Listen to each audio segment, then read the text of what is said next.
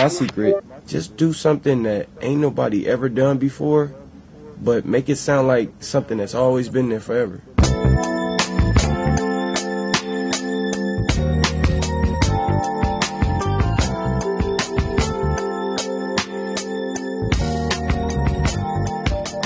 Welcome to This Filipino American Life, a podcast that explores the nuanced experiences of Filipinos in the United States at iba pa. My name is Elaine Delalas, and I'm joined by my fellow co-hosts, Ryan Carpio, Joe Bernardo, and Mike. Producer Mike.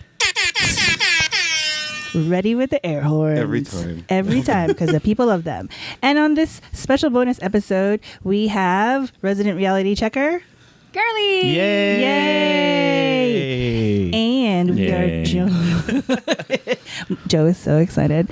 And this special bonus episode of the show, we have two special guests. Introduce yourselves. Hey, this is Alexandra Cuerdo, the director of Ulam Main Dish.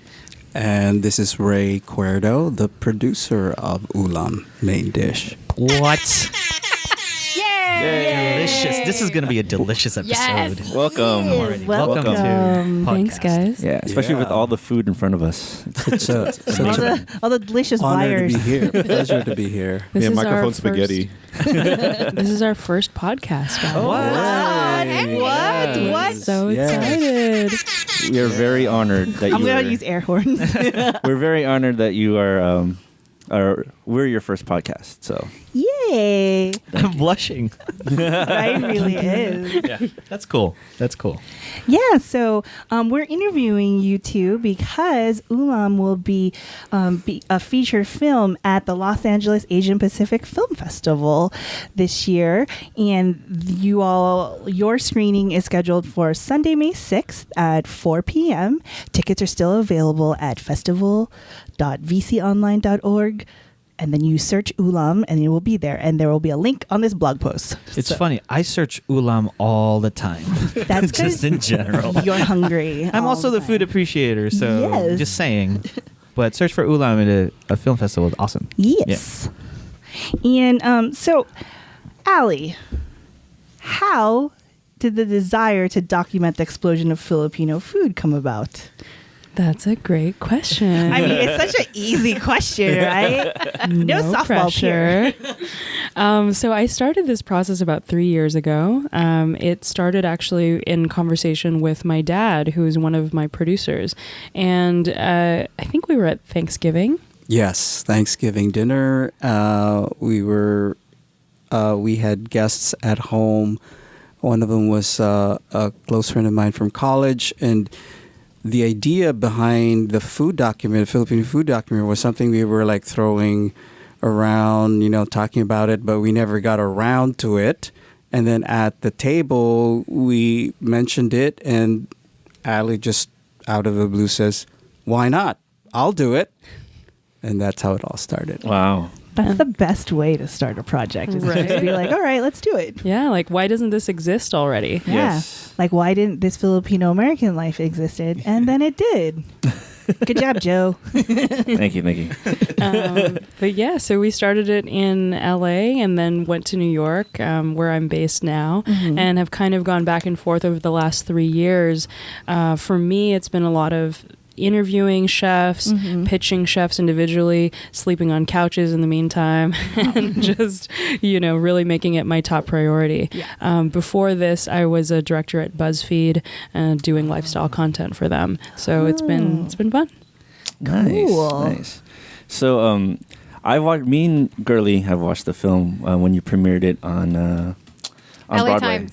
LA Times Food Yes, Fest, LA Times. Food Bowl. Right. Yes, that was last almost year. a year ago. Yeah. And that was actually a preview screening. It was still sort of a work in progress. Oh, so it's changed a lot since then. It's been, yes.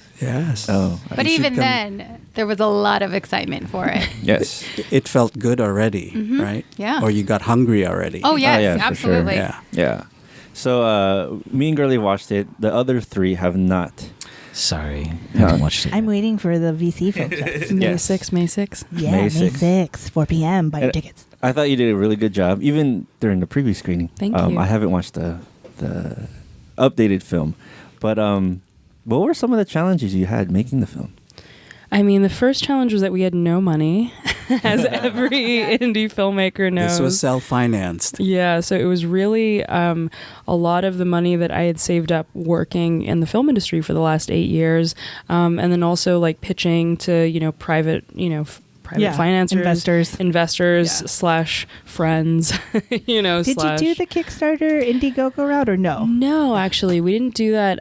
We actually just spread the money out over the course of 3 years. So we did a lot of short shoots. I'm used to working on really big films and really big projects, so this was like completely scaled down, which was fun and also interesting because we were able to catalog the movement as it happened. Yeah. So when we first started this, Lhasa was still a pop-up.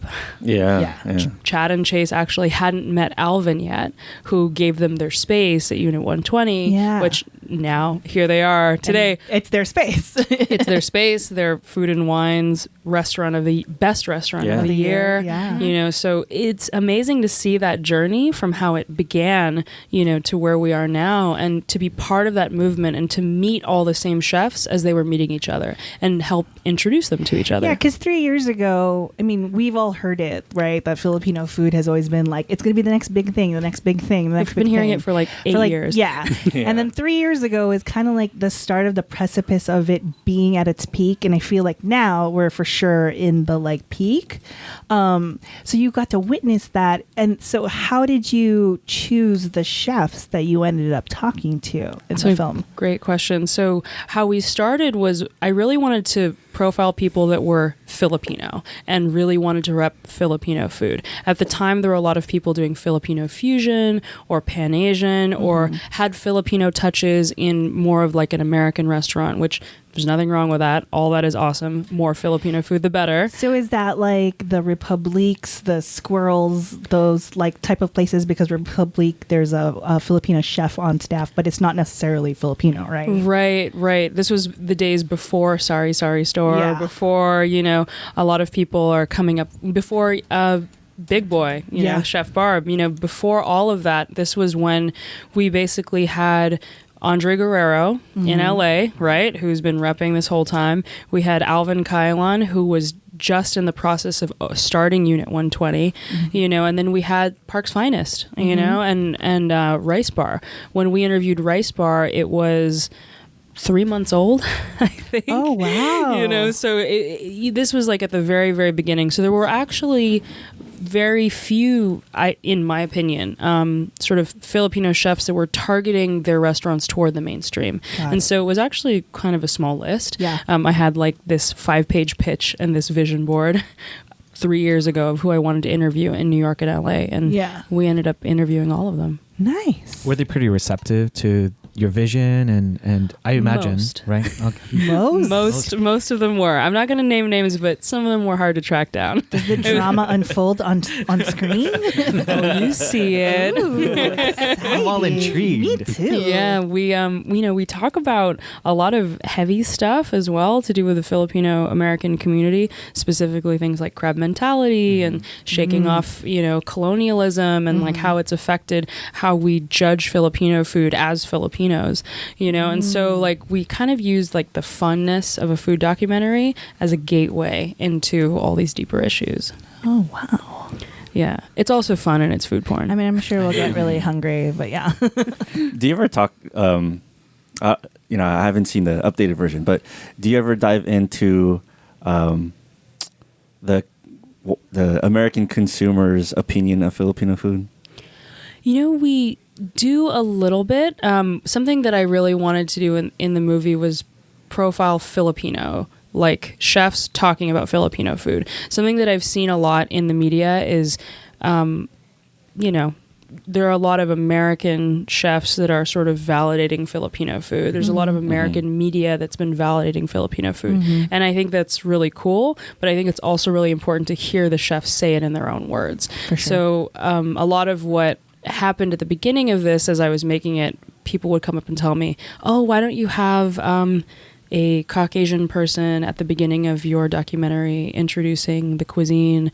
Why don't you have a Caucasian host saying, that this cuisine is so good? Why don't you try and get Anthony Bourdain? As much as I love Anthony Bourdain, for me, it was more about like, how do we represent ourselves and how can we believe in seeing a brown face tell us something's good and explain their cuisine, Because why do we need the validation anyway? Exactly. We can just validate each other. Exactly. Right. Yeah. Love. Right. Exactly. Yes. So it was like a point of pride for me. Yeah, no, totally. And it's it's been here. Yeah. Filipino food has been here forever. Yeah. It's not like it just happened overnight. Right. These chefs have been working forever and ever. Park's Finest has been in their location for years. Yes.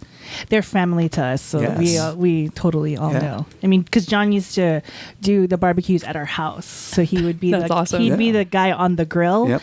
and this was before he had the restaurant, before he had catering. Yeah. I mean, we've been supporters of him since like the Park's Finest was an idea. So like that's why I'm like very excited and I'm very happy for the success of this film, because it's like, yes, all these people, they deserve Right. the love Yeah. that it's being bestowed on them, not just from us because we've seen it, but like from the whole like audience and the whole community.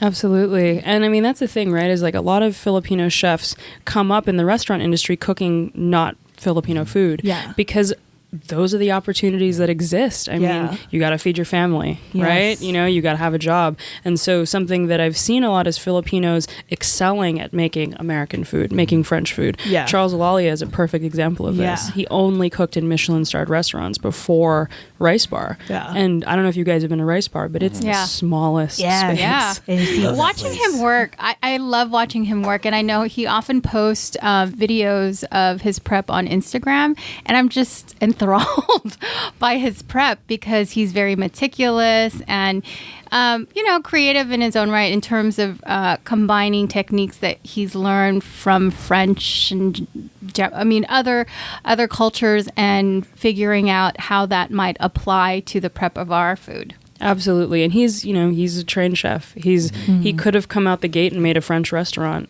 and people would have celebrated it, but instead he wanted to do something that mattered to him. And I think that that's so admirable. So, we talked a lot about LA chefs, but you also, talked to Nicole Ponseca in New York. Yes. And her husband, I forgot her name. Nicole Ponseca and Miguel Trinidad are the ones behind. They're co-owners of Maharlika and Jeepney. Yes. And Nicole actually was with us at the San Diego premiere of the nice. film. Which was nuts. We had a 300-person Kamayan feast. Wow. With Nice. 15 chefs from around San Diego. Yeah. Many who also are like their day jobs are making American food. Yeah. And everybody basically came together in this huge community event put on by the city in Balboa Park, and That's awesome. a lot of people tried Filipino food for the first time that night. It was amazing. Oh, that's cool. Yeah, I saw Yeah. those photos. It looked amazing. Yeah. Oh, I saw those on Blowing Instagram up. too. Yeah. Yeah. Yeah. So, and then you also talked to some of the pioneers in the Filipino food scene. Is what's her name? Amy and Romy. Yes. Yeah, Amy and Romy Purple of Purple Yam. Yam, who started many years ago with a restaurant in Soho called Cendrillon. And they had that restaurant for, I think, like 12 or 13 years in Soho. And this was like way before anybody was talking about Filipino food. Oh yeah, they put out that book. I think Memories of a Philippine Kitchen. Kitchens. Yeah, and they did a book tour, and so when they did that book tour, we were kind of following them around. Awesome. Yeah, so we wanted to have a little bit of, we wanted to have representation from the OG Filipinos and also from the sort of new school, have like a little bit of both, because I think then you get the perspective of where did we start and, where are we now and where can we look in the future. Mm-hmm. Was there any thoughts of, documenting any of the pioneers in the Turo Turo game?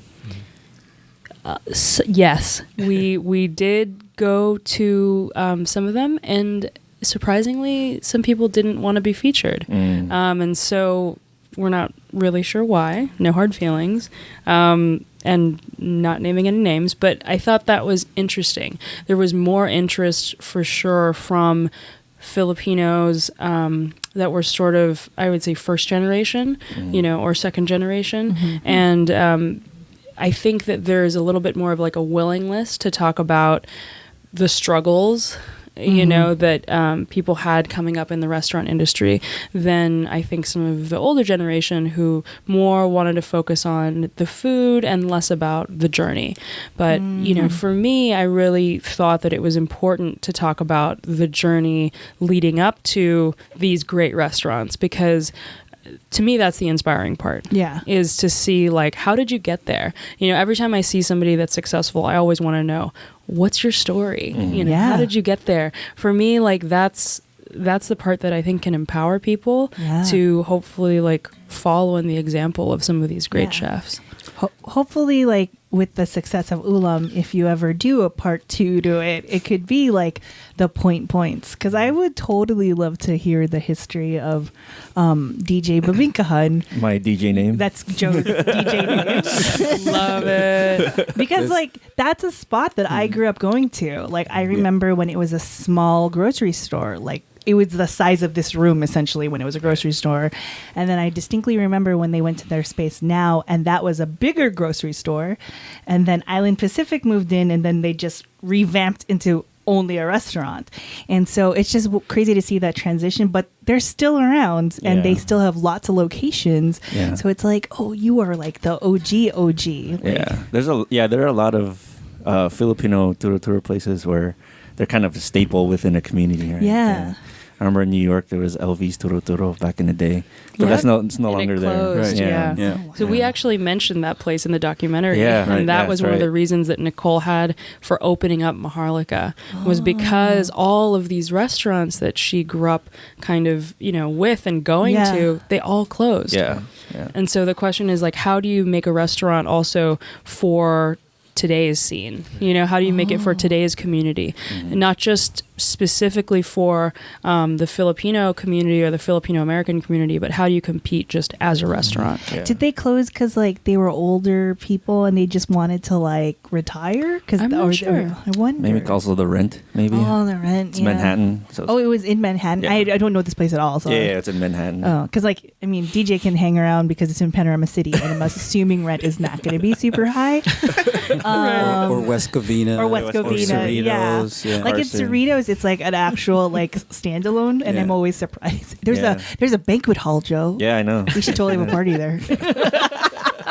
But it definitely is kind of a cool kind of understanding the turo joints, why they existed in the first place, and the shift towards the mentality of like restaurant touring, versus having a business that served food, which is I think awesome. So here in TFAL, we actually focus a lot on kind of second generation for third generation Filipino American culture, distinct Filipino American culture. What do you think the chefs that you interviewed had in common with each other? So much. I mean, it was actually really surprising to see like East Coast chefs and West Coast chefs really, have all these common bonds. One was like this struggle with the word authenticity and this idea of like what is authentic Filipino food and how can you make something that's authentic without the ingredients from the Philippines. Like how do you also use what's available to you, because things will be different in Southern California, right, versus New York City. And so how do you make something that's authentic to you from your memories, as well as like being able to say, okay, well, I don't have calamansi, so what do I do? You use a powder. Mix. Mix. Exactly. So like, you can not have calamansi? Nor or mamacita. Like spoiled LA child. But I mean, that's the thing too, is like those packets, I think, brought Filipino food around the world. So like, it's really interesting because it's like, what happens when you have kids that grow up, like I grew up, making sinigang out of a packet. Like, is there another way? Yeah, I didn't know any other way either. Right. You do it with Excuse me?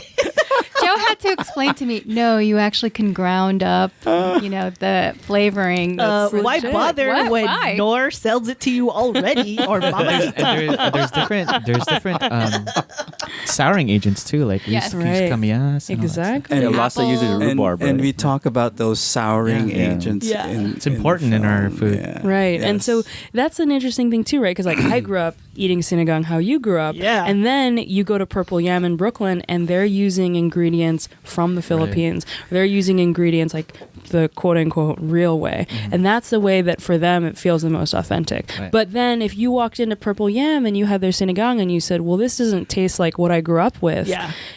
Is that suddenly less authentic? Right. Yeah. And I think for me, it's just a matter of like, look at what's in front of you and just value that Yeah. versus comparing it to something that's only in your mind and only Yeah. your own memories. And so we talk about that in the movie a lot, which is basically like the only thing that's authentic is what your mom made. Yeah. And just because your mom made something doesn't mean that you can't value someone else's mom's cooking. And also, who's to say that your mom changed whatever she grew up with? Right. too? Right. Right? Yeah, they probably use powders too. Right. Or they did use powders. My mom isn't a good cook, so for sure she is. I hope she doesn't listen to this.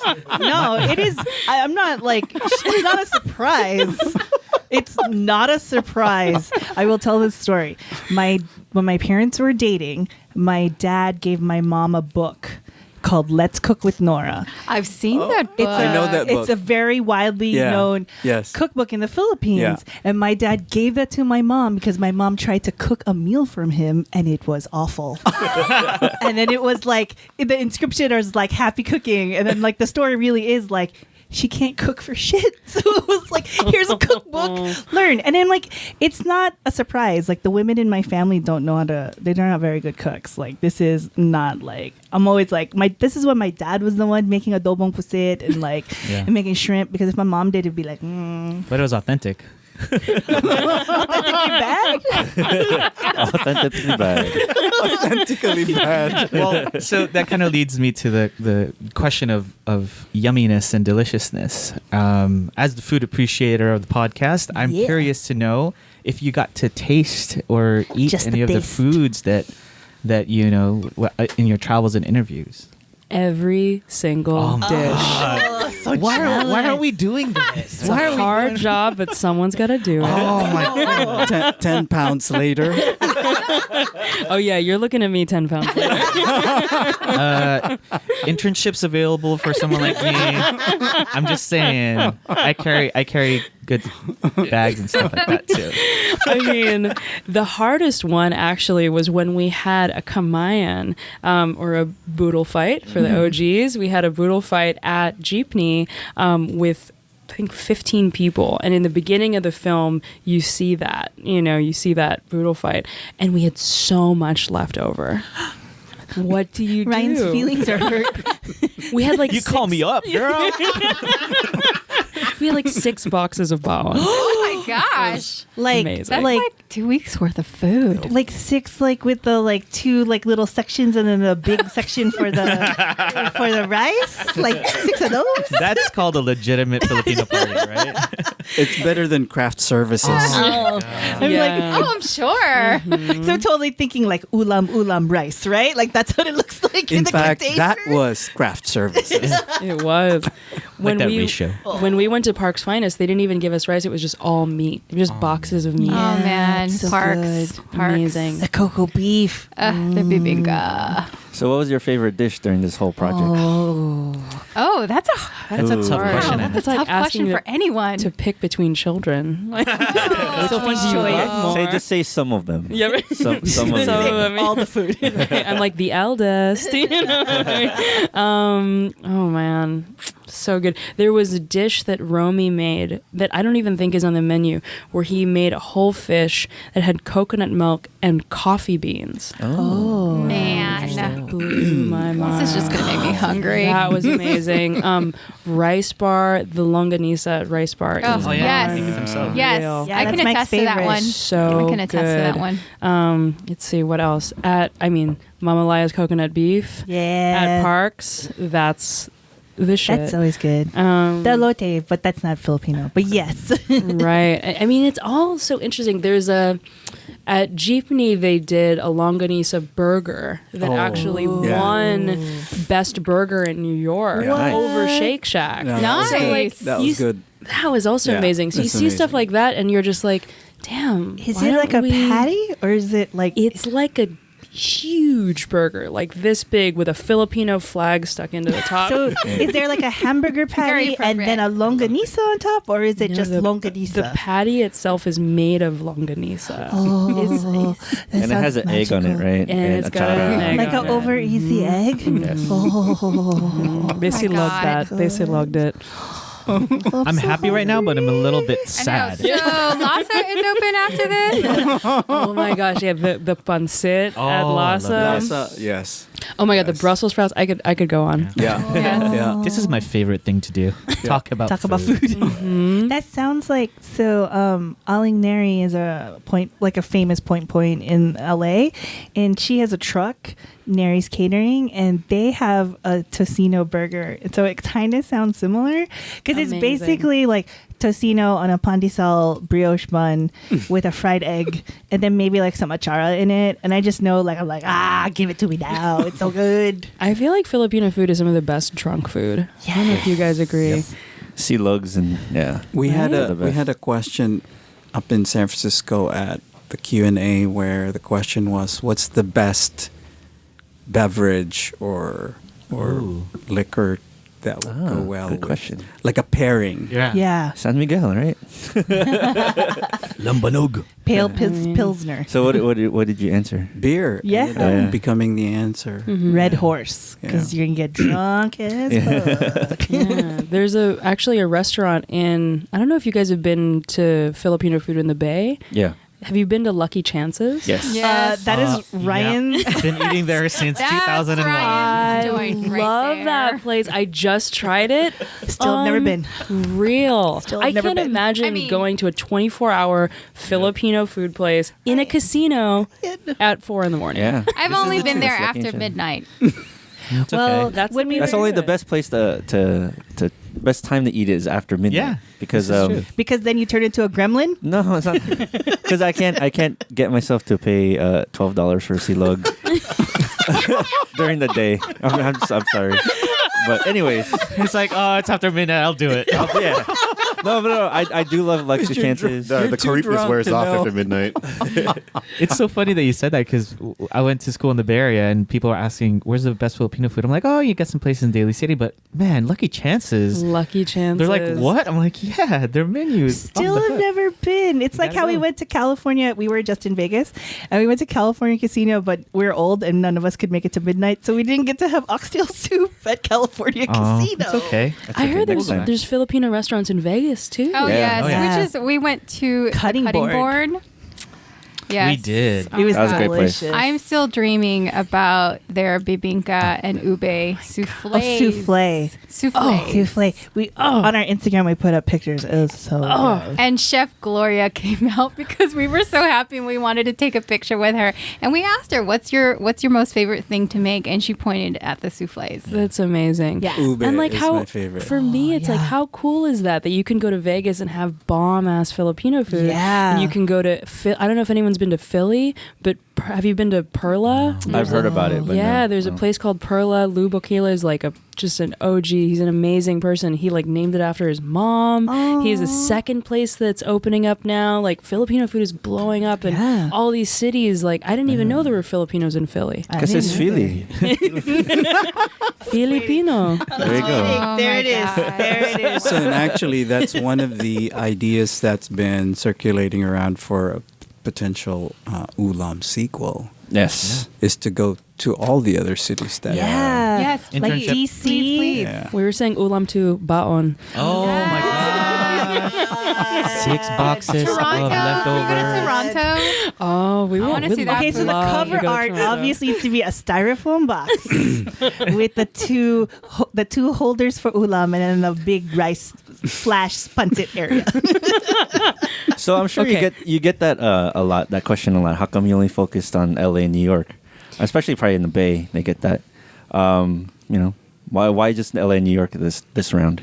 So for this round, I'm from the LA area originally, and my producer, or my other producer, who's the cinematographer, is from New York. So Got we it. wanted to start in the places that You have access to, that we have obviously. access Yeah. to, and that honestly, like, would allow us to spend the least amount of money when Yeah. we have like the most connections. So That makes sense. this movie was made as like a total labor of love. We got, I think, almost all our equipment for free. That's Wow. dope. Amazing. Just like people Did you heard steal about it? No, just kidding. Borrow. Viral land. Yeah, exactly. So we have been working in the film industry. I've been working in the film industry for 8 years. John has been working in the film industry for 15 years. My dad's been working in the film industry for like 30 plus years. Wow. So we have built up our contacts just from working on set. Yeah. You know, enough to the point that we just pitched this idea to people and they were like, They how give can I you the help? equipment. Yeah, they were basically like, how can I help? Anything I can do. Because So is it they like minimal loved the crew idea. since you're doing like you're just going Exactly. into the kitchens, right? So you just need a camera and then sound. So I was Exactly. running sound. Okay. John Floresca, who's the cinematographer, was pulling his own focus. Wow, okay. You know, we would have a second camera operator that was usually a For friend of B-roll? mine. Yeah, all at the same time, and that was it. And then my That's dad really- would come and help sometimes take notes. Nice. And that Script was supervised. yeah, that was Sample. Hold the boom. Right. I was the boom. Boom. So Boom, tarat, tarat. it was really a crew. Like, it's so funny. People watch the trailer and be like, "Oh my gosh, how big is your crew?" I'm like, It's like "You're looking at 3-4 people. Nice. exactly." Yeah. So in terms of borrowing, then you're borrowing the cameras, you're borrowing the sound Exactly. equipment, you're borrowing the booms. Yep. So we're telling everyone for Ulam too. Pitch in. Exactly. Yeah. This Well, is going to be. Ryan's this already is- volunteering. I'll bring my Tupperware.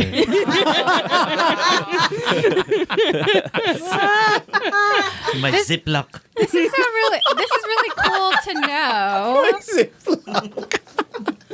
My gooseneck. This is really cool to know your professional background, you know, what you were doing before this documentary. And we hear a lot about, well, I mean, even my own parents discouraging their children not to get into certain fields because they feel like it's not going to be economically stable for them in the long run. So this kind of feels unique in that your dad was very supportive in you and your career and then doing this Absolutely. documentary. So I'd love to hear Your story. your story and that thought process when Ali was like, yes, let's do this documentary. Well, I'd been, like she said, been in the industry now for over 30 years. Although not necessarily in film production per se, I've been in the business side of working for one of the studios. Nice. But I'd say for the past 15 years, I'd begun my own sort of journey as a producer, doing passion projects, Filipino films, starting with producing Filipino films in the Philippines, sort of just to get my own education in production. Right, because I started in the business side. Oh. So what films are those? So, they're Tagalog films. The first one that I did was called Small Voices, which was in 2002. Yeah. Ang munting tinig. Mga Munting Tinig. Tinig. Yeah, sorry. Yeah, it's the first. Sang a little bit of that. Didn't that have Leia? That's the first film I produced. Oh, I love that Tagalog movie. Film. Yeah. In 2002? Yeah. That film showed at the Edwards in Irvine. Yes. And I crossed the bridge because I went to Irvine and I Yeah. watched that movie by myself and I was in tears, like Yeah. snot tears, like, oh my Yeah. God. And then it was your girlfriend, you know. I am but a small voice. I am but a small dream. Oh my God, Right? You Yeah, one thing remember? tinig, Oh of my course. God. That's less. Do the whole song. Do the whole song. I don't know the whole song. Producer Mike just cut me off. But that was my introduction to wow. to And the last film film production. he did, if I'm gonna brag, Yeah. went to Sundance. Which film is This is a it? movie called Motherland Last by year. director I love Ramona that film. Diaz. I hosted that film last year at Right. the film festival. It was amazing. Yeah, Ramona Diaz and I. Yeah. Yeah. So he I- produced that film and was That was such a nominated good for an film. Independent Spirit Yes, it Award. was. Nicely done. I cannot say how much I love that film because one of my friends went to that screening last year and he said that he was born in that hospital, in that That's amazing. he was Oh born my there, God. so he wanted Wow. to see it. Wow. And I remember watching it and like, I loved that film did not have like traditional like talking head interview. Like it was just like, Yes. you know, like You're birds fly like, on you're the just wall. fly on the wall. And Yeah. I was just like, and then you get the humor from like the characters in the film, the subjects, and I'm just like, this is if I see it, I'm like telling people watch it because I know I for sure did last Well, year. it's on Amazon Prime now. Yeah. So if you're a Oh, Prime yay. member, Yes. Yeah. it's Yes, part of we are. your. Go watch deal. that, everybody. I very much love the new Filipino film explosion, like it's going on in the Philippines Yeah. the past 15 years, and you're part of it. That's Yes. awesome. In 2002, that was probably the start. Yeah. We were one of the first Yeah. new wave of Yeah. filmmakers that was Yeah, they're doing amazing exploding. work. Yeah. Right, Yeah. right. So it's kind of a family business. Yeah. As That's you can awesome. see. Yeah. Which is maybe the only reason why I can do it. And believe me, I did not force her into this. He actually told me to do anything but film. Right. Like he was basically like, run away. This But is hard. But I guess it's reverse psychology. The more, works. I the more know. she's Yeah. like, I want to do this. I know. Hilarious. I started out actually doing music journalism because I was Oh. told that film was very difficult. Yeah. And so I started writing and then I started directing theater and then I ended up in film anyways. Did you do that in New York? In LA actually. So I went to UCLA for directing. Oh. And before that I was actually at UC San Diego. So I'm a California girl. Nice. Oh, Nice. that's fascinating. So why documentaries? Why did you want to focus on documentaries? I think it's cool as like a journalist Yeah. to basically be able to interview people that have lived it. You know, Yeah. like there's no pretense. They're just who they are.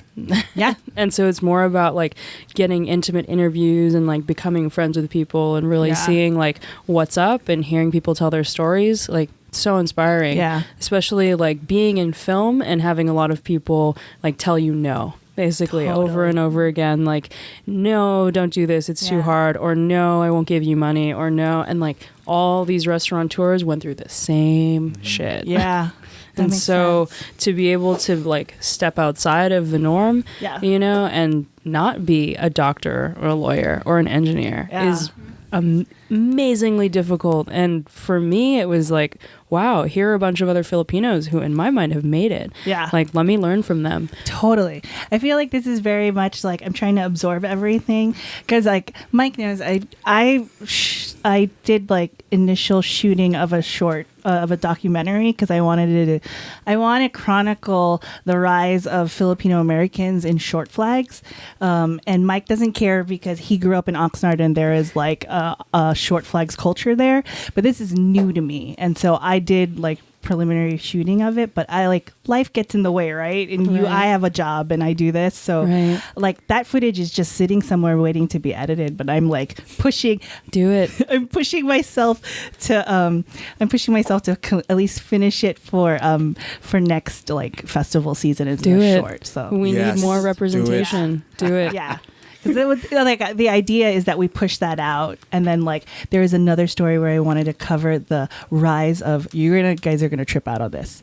There's apparently in the South Bay a whole generation of Filipino Americans who play the accordion, and I want to find them that was been going on for a while. and chronicle them because who does that? I've only I know a heard few. Of You do? accordion. Oh yes. Okay, see, know a few. This is news. I don't know any. Well, I know some now. Yeah, no, I know people. Most of the accordion players that I know are Latin American. So there is an accordion player in this office, What? and he's a part of the South Bay accordion Wow. crew. So I want to know this story. It Okay. needs to be put out there. I was on Radio Manila circa 1990. Playing the accordion? Nope, but the people I was with were playing the accordion. Shut up. Okay, we're gonna talk later, but like, Oh my gosh. like that's what I'm saying. Like you're covering food and like all these stories, so I'm like very much like, oh, this is very inspiring to like continue the journey. So given that, what are some of the challenges that have encountered as a female person female of color filmmaker? Absolutely. everything. Long story short. I remember once on set, I rolled up and I was the first assistant director of the set.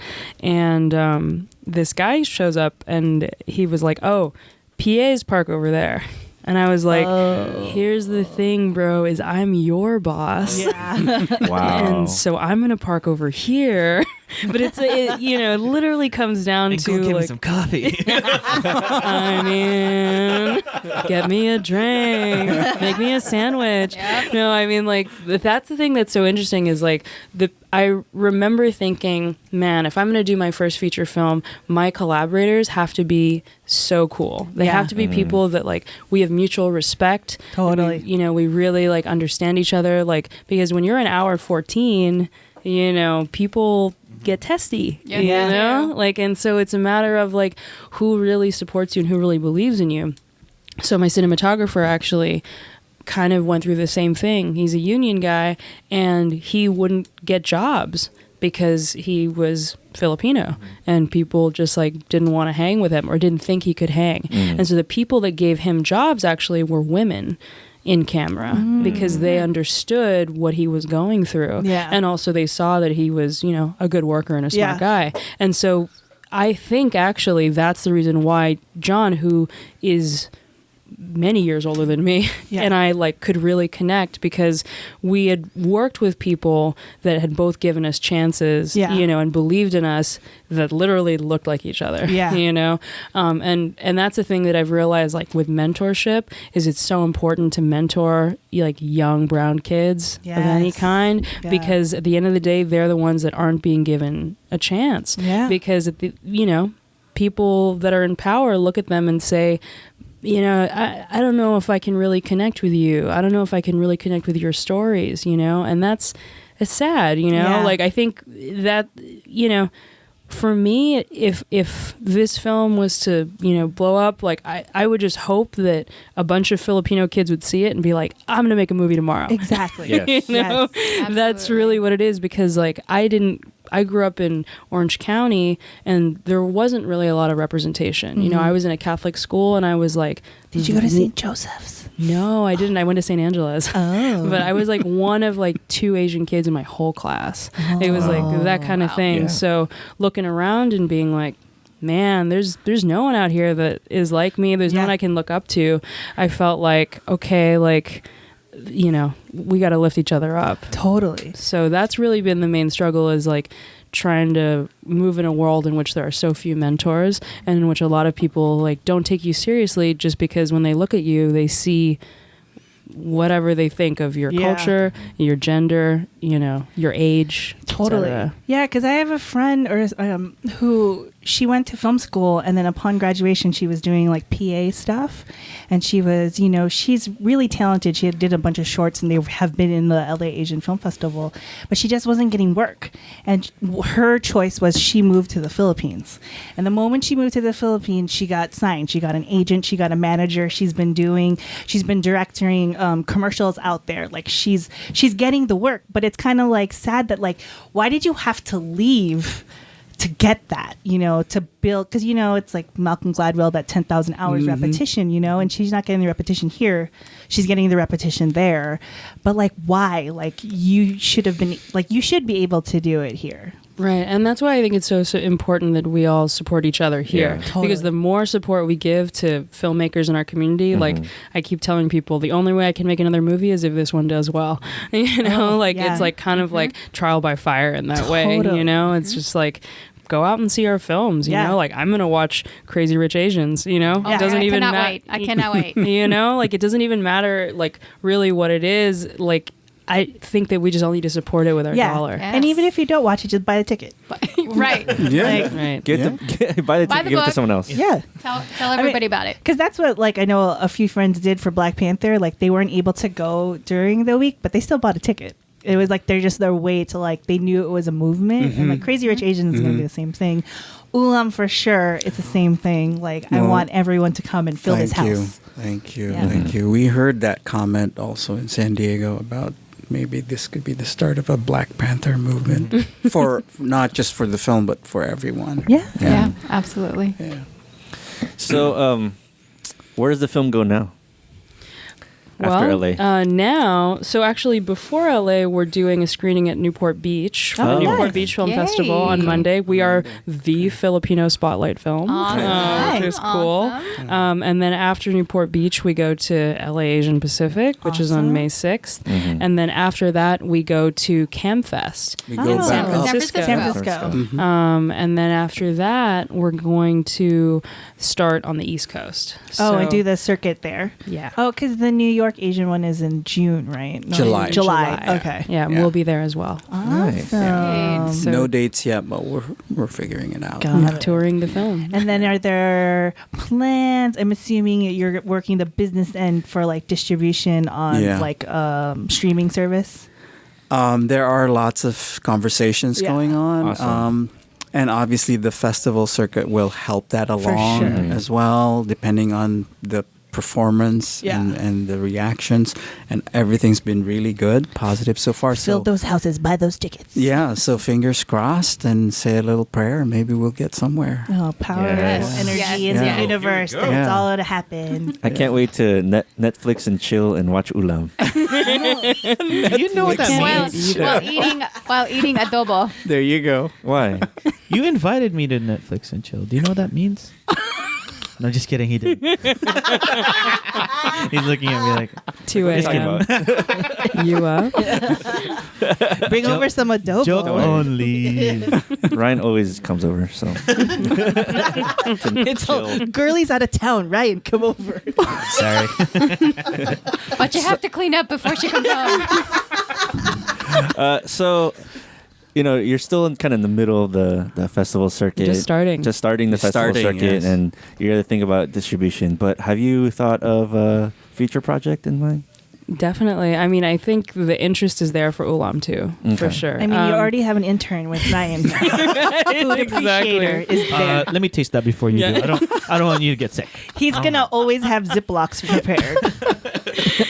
Definitely Ulam too. Ulam too. I think it would be cool to make it a TV series, personally. Oh, yes, on Yes. PBS I think, even? I think who knows? Or I maybe mean, just get it picked up on Netflix and then Well, there be you like, go. I think it They would have be Chef's sick. Table. 8 series, Multiple 8 episode seasons? arc. Oh, I think it'd be sick because I think there's so much talent and there's Yeah. such a potential to take it on the road. Yeah. And visit all these places in Vegas, San Francisco. He's ready. there's so like, many stories. all over. And Yeah. especially like I'm curious about Filipinos that are like not really in major Filipino communities. Yeah. Like in It's- Alaska? Right. No, there's a lot of Filipinos. That's a lot of No, Filipinos. But hold on. Joe and I did a cruise in Alaska last summer, and like every single time we docked somewhere, I mean, it would be one of the smallest. The only reason why that Filipinos. city existed is because of tourism, right? And many of the workers on the ships were also Filipino. So Joe would always find the restaurant where all of the Filipino staff members on the cruise lines would go to, and so we'd go and get something Awesome. to eat. Yeah. Go to Gold Digger in Skagway. Oh, Where is that? It's in Alaska. It's one of the Oh. stops. But that's a really good Filipino restaurant. Or like towns in Wyoming. Yeah. Kansas. Yeah. I mean, You that's know. the Or in cool Louisiana, thing. New Orleans. Yeah. Yes. That's the cool thing that's happened with this Yeah. movie is we've started to get screening inquiries from all over the world. Yeah. That's Oh, wow. great. So like we just got an email from Sydney. We got another Nice. email Yeah. from Melbourne. Another email Nice. from That's London. awesome. There's people in Sweden. Like Filipinos are everywhere. Oh yeah, and I have that's family in what's- Sweden. Yeah, what's amazing. Goatborg. I don't even know how to pronounce it. I wouldn't either. Sounds good to me. Is that a piece of IKEA furniture? I'm sure. It's a lamp. Right? Like the florg. Oh my Is that a gosh. desk? I don't know. Macedonia. Where's Wow. Macedonia? That's in Greece. There you go. We got an wow. inquiry from Really? Macedonia. Oh, that makes We- sense. There was a teleseries film there. You're just naming people that we know. Sydney. Sydney, London. Melbourne, London, Oh my gosh. Paris, Gothenburg. Copenhagen. So bad. Wait, I actually have relatives in Copenhagen, so yes. No, but people, the names. Oh, yeah, sorry. I mean, that would be if this ever went to like series pitch. Like, I would totally say like that could be an episode where you just feature the Filipinos on cruise ships because Yeah. they That could are be cool. because they're like the Yeah. staff Yeah. and then like they work there and then like because I've had friends who've gone on cruises Yeah. and because cruising you always have like a table, I guess, like it's preset meals. Yes. And at one point my best friend Ivy was like, I'm done with this food. Like it was an Alaska cruise and she was like over lobster and over salmon, which I was like, sacrilege. How could you be over those things?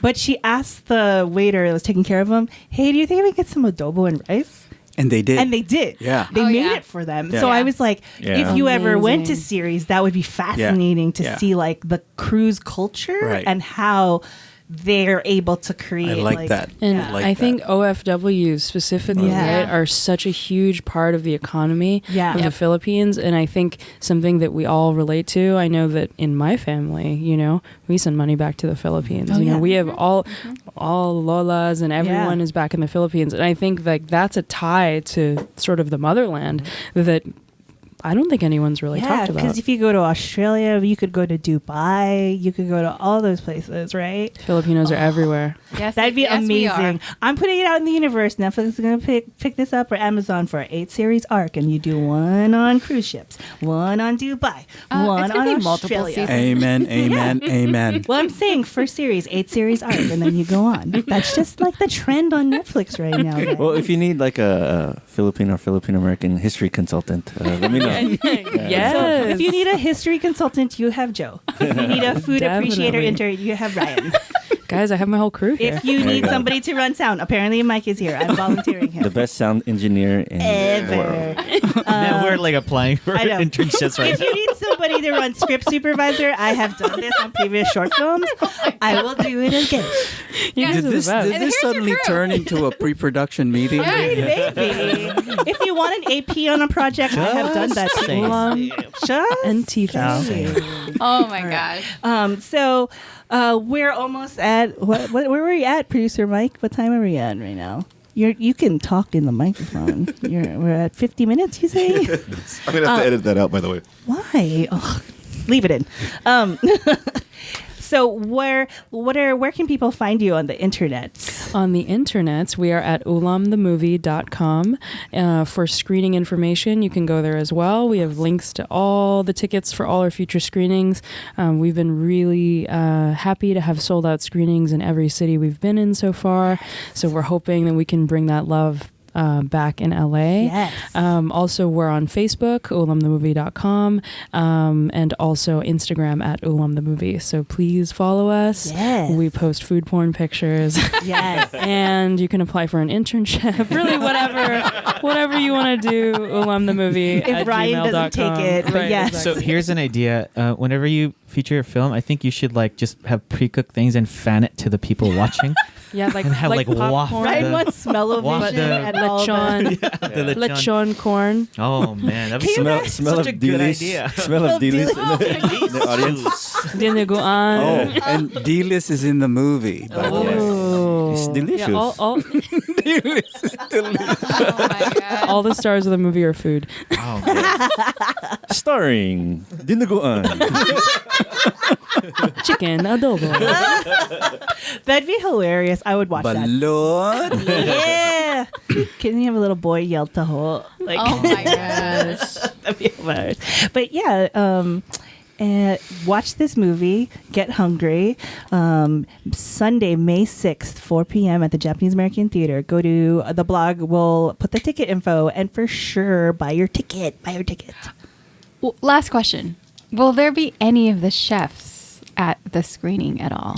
Yes, so Chad Valencia from Lhasa is going to come through, which is going to be awesome. And we're hoping we may have some others, but that's our confirmed right now. Great. So Well, and generic, of course. that's right. John Yeah. Eric. John Eric, Yeah. Yay. John Eric So Concordia. Sunday is Filipino Sunday for the festival because prison food is actually at Oh. 2 yes. or 2:30, and so you go to prison food, which will be at East West Players, and then from that screening you run over to Japanese American Theater, which is only 2 blocks. It's not really a run; it's a nice Oh. stroll. Yes. And then you hang out, and then I believe And go to merienda. Merienda. Cine merienda. Cine Merienda immediately after. So it's a fun Filipino Filipino Food Fest Film Day.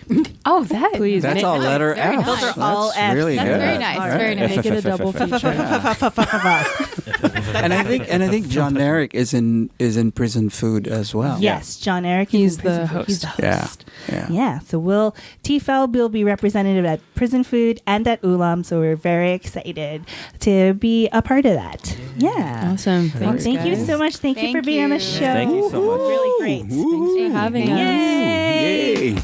This Filipino American Life is produced by Michael Nailat. Our intro and outro music is by Roger Habon, aka 10.4 Raj. Resident reality checker Girly Colado, legal advisor Rianne Fajardo, and graphic design by Vincent Collyer.